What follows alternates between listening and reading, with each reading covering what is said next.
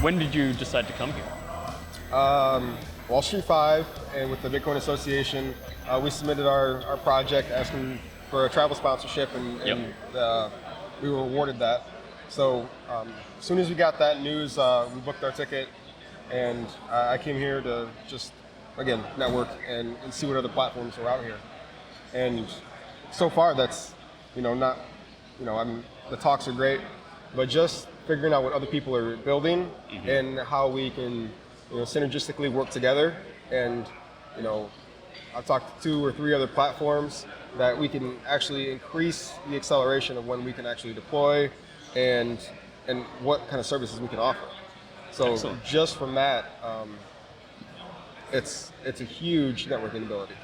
Yeah. Do you find there's more opportunity like outside of the talks or the after parties? Yeah. When people take breaks. Talks? Yeah. When most of the people that I met and had little one-on-ones with have been, either at like a cocktail reception or just out here in the lounge, taking a break to eat or just get some water. It's kind of funny because like they're in a session now, but I think there's more people outside the room than there are during the break times. I actually think they're about pretty equal. You'll see people out here with their laptops, and I walked up to somebody and said, hey, and they showed me a demo of their platform, and instantly I was like, okay, there's ways that we can work together and actually collaborate, and through each of our own proof of work can help each other. Cool. All right. Well, since we've spoken about all that, what is the project that you're working on? Can you talk about it yet? Yeah. So we're doing Jumpstarter. It is a crowdfunding, peer-to-peer funding, and then e-commerce platform.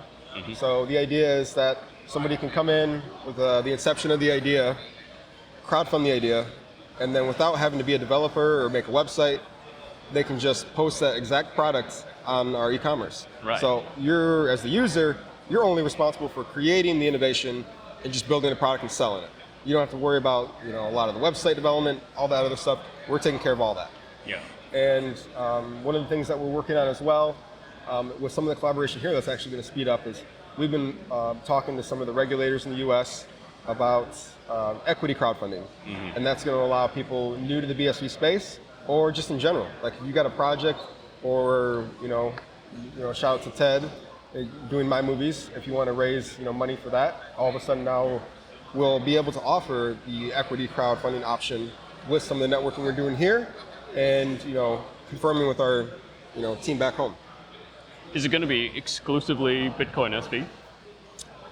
For any of the digital work, we're going to load on chain. Yep. So Jumpstarter is going to be an on chain deployment, and we're only going to be accepting crypto in BSV. Mm-hmm. And with the tokenized protocol, also implementing that for the stability for actually backing projects. Uh-huh. Excellent. How are you gonna gatekeep the projects that appear on it? Or how are you gonna curate the projects that appear on Jumpstarter? So I take it there's some kind of vetting process to make sure they're somewhat legit, not. True. So when a user is going to come to our site, they'll submit an actual crowdfunding form, and that gets instantly reviewed. And again, we want to make sure it's a valid idea, or we really want to be more hands-off. Because you might want to build something. It doesn't matter if we think it's worth investing in or not. It's not our position.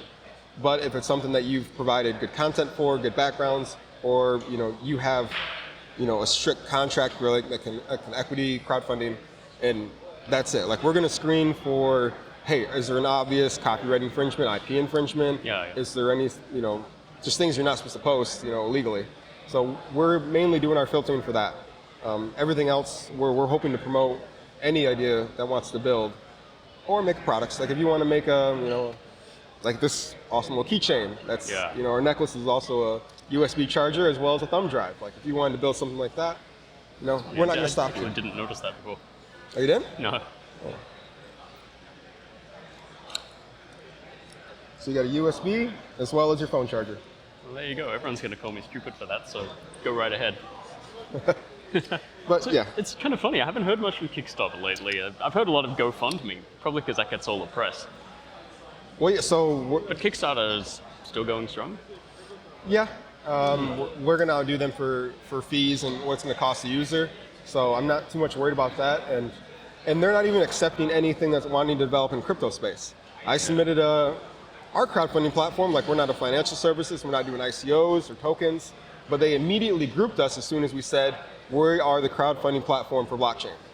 And even with the appeal, nothing. So it already made it very clear that Kickstarter and mainstream medias, they're not going to support any development for crypto companies. Right. So we're instantly going to be able to help people build, and we hope people are building on BSV.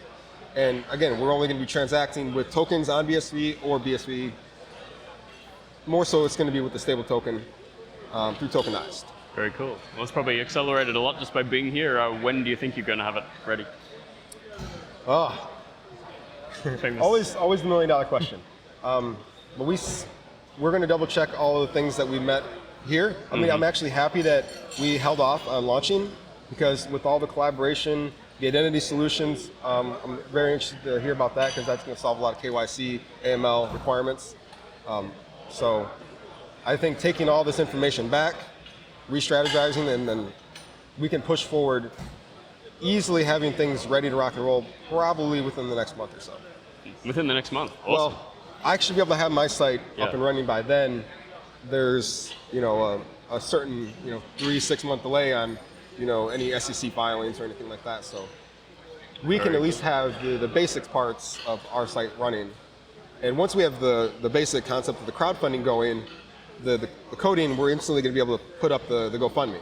And again, all peer-to-peer, we're not taking any fees for, like, if you are donating, like, hey, you've got in a car accident, we don't step in. All you pay, if you're paying with Bitcoin SV, is the transaction, which is less than a cent. So how do you make money doing that? Well, that's just one aspect. Right. So, like, okay, we're gonna look at the actual crowdfunding, the equity crowdfunding, e-commerce, because giving people the one user account that allows them to do all of that, we should see way more from the crowdfunding, equity crowdfunding, and e-commerce. Yeah. So, I mean, in terms of giving back, like, it's sort of like, altruistic thing. Like, if I want to seriously help you because you were hurt or injured, that money should go to you. I should be stepping into that. Well, I think GoFundMe has a kind of a similar structure for that. GoFundMe just recently said they're no longer taking fees because of their donors. So the people who have gotten funded are saying, oh, wait, here, we can give some of the excess back to you, and now they're, no longer taking a profit. Fair enough. So, I mean, it should have been that way from the beginning. Yeah, I mean, if they structured it the right way, like, we're hoping that we're doing that by being more vertically integrated from the idea to the sales, all under one roof. And not only that, but with equity and some of the partnerships we're going to have here, it's going to be the best streamlined approach. Very cool. And where can people find you on Twitter? Twitter, Twitch, online, wherever. Twitter, my Twitter handle is @JumpstarterSV. You can always DM us, anybody interested, ask some questions. We leave our DMs open, and I will be the one answering, so I'll always hit you back if you have a question. Cool. Thanks, Bradley. No problem. Thank you.